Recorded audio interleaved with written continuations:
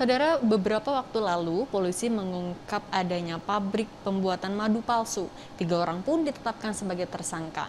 Nah, kasus ini tentu menimbulkan kekhawatiran tersendiri bagi masyarakat, terutama pencinta madu. Bagaimana caranya membedakan madu yang asli dan juga madu yang palsu?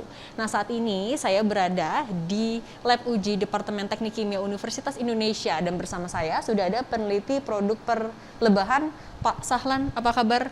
Baik, alhamdulillah Mbak Cindy. Pak Sahlan, makasih banyak waktunya untuk Kompas TV. Pak Sahlan, pertama bisa dijelasin dulu, sebenarnya madu dikategorikan palsu itu kalau apa ya, Pak? Dikategorikan palsu itu ada 3.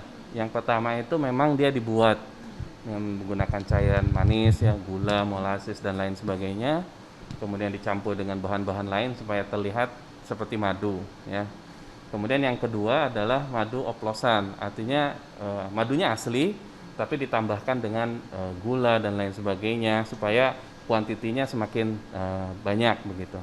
Nah, yang ketiga ini yang memang termasuk baru, ya, itu adalah lebahnya dikasih makan gula, ya, kemudian dia menghasilkan madu tapi bukan dari tumbuhan tetapi dari gula gitu. Nah, itu juga kami kategorikan sebagai madu palsu karena bukan dari tanaman.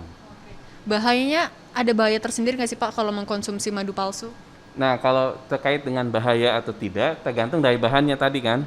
Seperti contoh, misalkan untuk yang jenis kategori pertama, kalau bahan-bahannya food grade, ya, misalkan dari bahan-bahan makanan yang memang biasa dimakan oleh manusia, ya itu tidak ada masalah gitu ya. Dia memang karena mungkin seperti gula ya, jadi kalau kebanyakan jadi obesitas atau yang penderita diabetes semakin parah gitu ya. Nah, itu mungkin bahayanya. Tapi kalau dia menggunakan bahan yang berbahaya, ya tentu berbahaya begitu. Misalkan pakai molasses dari limbah gitu ya kan, nah ada juga ya dari limbah pabrik gula gitu. Nah, tentu itu berbahaya atau cara pembuatannya tidak safety, ya tidak steril sehingga banyak kontaminasi.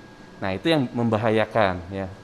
Nah, kemudian untuk yang jenis ketiga, jenis kedua sama kan, tergantung tambahannya. Kalau yang jenis ketiga relatively lebih aman lah. Kenapa? Kalau dia bahaya, si lebahnya juga udah mati duluan. Karena dia kan masuk dalam tubuh lebahnya dulu, kemudian dikeluarkan gitu ya. Nah, mungkin dia memang tidak bagus ya, tetapi tidak sesuai dengan definisi madu. Kalau madu itu kan definisinya adalah cairan yang dihasilkan dari perut lebah madu yang diambil dari tanaman awalnya. Baik. Nah, saudara, di sini juga di laboratorium sudah disediakan sampel-sampel. Ini ada di sebelah kiri layar kaca Anda itu adalah 3 botol madu yang asli. Nah, yang sebelah kanan layar kaca Anda itu adalah madu-madu yang palsu. Pak Sahlan, boleh dijelasin lagi kalau dari kasat mata nih, sebenarnya cara membedakan madu yang asli dan yang palsu gimana ya, Pak? Sebenarnya begini ya, di awal itu kalau madu asli ya sebenarnya dia biasanya mengeluarkan gelembung udara ya. Ini memang salah satu ciri dari madu ya. Madu itu karena dia di dalam madu sendiri ada suatu reaksi yang menghasilkan oksigen, dia biasanya memang akan menghasilkan gas. Terutama yang masih encer. Kan kalau di Indonesia karena humidity atau kelembabannya tinggi, biasanya lebih encer dibandingkan di Saudi atau di Eropa ya. Nah, kemudian kalau dia sudah dipekatkan, kan sudah ada sekarang mengurangi kadar air dari madu, maka akan lebih sedikit tapi tetap ada, tapi lebih sedikit gasnya. Nah, hanya yang jadi masalah sekarang yang palsu pun sama, mereka menggunakan metode atau chemicals yang bisa menghasilkan gas. Cuman membedakannya biasanya gas ini yang keluar itu adalah gas karbon dioksida, sedangkan kalau gas yang di sini itu gasnya oksigen. Karena di sini nanti menghasilkan senyawa hidrogen peroksida dan langsung terurai menjadi air dan oksigen. Kalau di sini biasanya menggunakan soda kue dan dia menghasilkan CO2 atau karbon dioksida. Sehingga agak sulit nih membedakannya. Biasanya juga madu asli kalau jenis yang lain itu ada yang ya semacam di atas gitu ya. Ke atas seperti ini nih. Nah, ini biasanya karena polen yang keambil ketika dipanen madunya. Cuman kadang-kadang kan ini sebenarnya nggak secara, karena ini polen sumber protein bisa ada kontaminasi, sebenarnya nggak bagus. Biasanya kalau beberapa pengusaha ini disaring sehingga bentuknya bening juga begitu. Nah, jadi agak sulit nih kita membedakan madu asli dan palsu dengan kasat mata. Ini sebenarnya bisa juga misalnya dengan uji dibakar, karena kan oksigen ya. Cuman kalau kadar airnya terlalu tinggi juga, misalkan karena tidak dipekatkan juga kadang nggak berhasil begitu. Ya. Terus ada juga yang menggunakan misalkan ada air nampan, dikasih madu, dikasih air gitu ya, kemudian digoyang-goyang, timbul heksagonal gitu ya. Nah, gula cair pun akan fenomenalnya sama, jadi kita nggak bisa bedakan bahwa itu asli atau palsu. Nah, itulah yang kita sebenarnya kesulitan nih untuk membedakan madu asli dan palsu benar-benar secara simple ya. Tapi kalau misalkan yang mudah sih biasanya dengan organoleptik atau dengan cara dirasa dan dibau ya. Jadi misalkan ada madu randu, madu kalianda, itu punya rasa yang khas. Nah, orang-orang yang sudah pernah merasakan gitu ya beberapa kali dan sudah terlatih, dia akan bisa membedakan madu yang benar ini memang madu kalianda atau madu yang lainnya. Itu baik dari rasa maupun aroma ya, Pak ya? Aroma, tapi aroma juga ada kekhawatiran kalau misalkan memang diproses ya. Diproses itu dalam artian tadi, karena standar SNI itu di bawah 20%, maka ada suatu mekanisme untuk menguapkan airnya. Sehingga ketika menguapkan airnya, aroma pun ikut teruapkan. Pak, kalau dari tekstur sendiri nih Pak, ini saya ambil satu ya Pak, contoh yang asli dan yang palsu. Ini kalau dari tekstur, sama nggak Pak? Tekstur apanya? Dari misalnya ketika ada yang lebih cair gitu Pak. Oh, kalau cair sama enggak kan tinggal misalkan ini cair kan, ini pekat kan. Kalau mau memasukkan tinggal ditambah air lagi, lama-lama jadi encer juga begitu. Kemudian encer cair juga nggak bisa kayak semacam model madu-madu dari sini tuh relatif encer dari jenis lebah tidak menyengat. Karena kan dia ukurannya kecil sehingga dia tidak mampu untuk mengurangi kadar air si lebahnya karena sayapnya kan kecil. Berbeda dengan yang di sini. Dan ini pun kalau di dekat-dekat musim hujan atau dekat-dekat yang humiditasnya tinggi, dia akan cair seperti ini. Kecuali kalau memang sudah diproses. Gitu.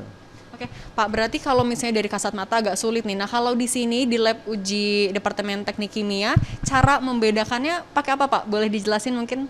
Ya, jadi seiring dengan perkembangan perkembangan ilmu pengetahuan dan teknologi, kita mengenal ada yang bahasa penggunaan database ya, penggunaan database untuk menganalisis sesuatu. Atau juga kita menggunakan istilahnya ada artificial intelligence ya. Artificial intelligence itu kita kumpulkan data sebanyak-banyaknya ya. Kemudian setelah itu dibuat algoritmanya. Kemudian setelah itu dibuat sistem lah ya, sistem di situ sehingga nanti kita bisa memetakan nih sistem yang madu asli sama madu palsu. Sehingga ketika ada sampel dia ketahuan ini asli atau palsu. Gitu. Jadi di awal kita mengembangkannya, kita kolek madu-madu asli dan juga kita buat madu sesuai dengan perkembangan di masyarakat bagaimana cara memasukkan madu. Kemudian kita juga buat metode mencampurkan tadi yang oplosan. Jadi misalnya 10%, 20% sampai 40%, ke 50% sampai 90% madunya. Kemudian kita buat di database-nya di dalam komputer ini ada softwarenya. Kita menggunakan teknik chemometrik namanya ya, chemometrik. Jadi kita memetrikan senyawa-senyawa kimia spektrumnya yang ada di situ sehingga nanti kita bisa membedakan kalau madu asli ada di sebelah sini, madu palsu ada di sebelah sini. Kemudian kita juga bedakan karena ini mempunyai karakter yang sangat berbeda untuk yang madu yang lebah tidak menyengat dan harganya relatif lebih mahal. Maka kita juga buat pemetaan kalau udah asli apakah ini dari lebah yang menyengat atau yang tidak menyengat seperti itu. Oke. Jadi intinya kalau untuk dari baik itu aroma, rasa maupun juga dari kasat mata itu agak sulit ya Pak kalau untuk aroma dan juga rasa biasanya untuk orang-orang yang memang udah terbiasa ya Pak ya. Yeah. Oke. Berarti Pak terakhir kalau tips nih dari Pak Sahlan buat orang-orang yang mungkin masyarakat umum yang tidak punya akses misalnya untuk ngecek kayak gini, gimana Pak tips untuk beli madu asli yang aman? Oke, yang pertama adalah kita lihat dari sisi harga. Kalau harganya itu terlalu murah, kita perlu curiga. Karena mau nggak mau, demand madu ini sangat tinggi. Sehingga kalau ada madu yang sangat murah, itu perlu dicurigai karena nggak mungkin dia madu dengan harga yang sangat murah karena kan demand-nya tinggi. Kemudian yang kedua, kalau bisa membeli kepada yang peternak ya, kalau bisa langsung akses ke peternak ya, peternak lebah ya, peternak lebah, dan kita tahu bahwa ada beberapa jenis madu yang seperti tadi. Dan kalau di Indonesia kan kalau di daerah-daerah itu ada yang disebut dengan kantor pengelola hutan ya, KPH ya. KPH itu mereka biasanya punya binaan untuk lebah-lebah yang diburu dari hutan. Kemudian diolah oleh mereka. Nah, mereka tuh sekarang itu sudah mulai jualan madu-madu dari hasil berburuan di hutan. Nah, itu juga saran saya dari situ. Kemudian di Indonesia itu juga ada istilah komunitas namanya Jaringan Madu Hutan Indonesia atau JMHI. Nah, JMHI itu punya standar sendiri mereka disebut dengan panen lestari. Jadi bagaimana memanen lebah dari hutan itu secara lestari. Dan mereka sudah punya logo. Jadi kalau ada logo JMHI gitu, nah itu menurut saya lebih aman lah untuk dibeli ya, dikonsumsi karena mereka memang sudah punya standarnya khusus. Seperti misalkan Ujung Kulon, Sumbawa mereka juga punya komunitasnya. Kemudian Tesonilo di Kalimantan ya. Kemudian di Riau sepertinya ada juga, hampir beberapa daerah itu sudah ada kelompok tani lah, kelompok tani. Kemudian yang ketiga, ada beberapa juga pemain yang memang sudah lama di sini. Misalkan contohnya saya langsung sebut ya, misalkan Madu Pramuka lah ya. Kenapa saya sebut? Karena mereka itu pionir di Indonesia. Ketika tahun 80-an di Indonesia belum ada lebah seperti lebah Eropa lah ya, lebah Apis mellifera, mereka pertama kali untuk mengembangkan peternakan di sini. Jadi mereka memang sudah pemainnya lah di situ. Kemudian perhutani ya, Perum Perhutani juga sama, mereka memang pemain di pelebahan yang memang sudah lama terkenal di kita. Jadi, nah pemain-pemain seperti itu menurut saya nggak ada masalah ya, cuman mungkin pemalsuan merek, pemalsuan kemasannya gitu nggak tahu ya. Nah, cuman mungkin tips saya sih seperti itu. Jadi kalau yang di daerah mereka sudah tahu di mana ada peternak lebah dan pemburu lebah, mungkin ke situ lebih aman gitu. Kemudian yang kedua tadi pemain-pemain yang sudah lama lah gitu, yang sudah lama di Indonesia ya, seperti Madu Perhutani ya, kemudian Pramuka, mereka memang pemain lama di sini. Kemudian yang satu lagi sih yang paling ini sih harga ya, harga nggak bisa bohong. Oke, baik. Terima kasih banyak Pak Sahlan atas penjelasannya tadi. Dan jadi saudara, tadi tips-tips dari Pak Sahlan untuk Anda, masyarakat yang ingin mengkonsumsi madu, pertama lihat harganya, tidak mungkin madu dijual dengan harga sangat murah, kemudian juga lihat penjualnya, penjual-penjual terpercaya yang harus Anda jadikan patokan untuk memilih ataupun juga membeli madu. Cindy Permadi, Mahesa Bismo, Kompas TV, Depok, Jawa Barat.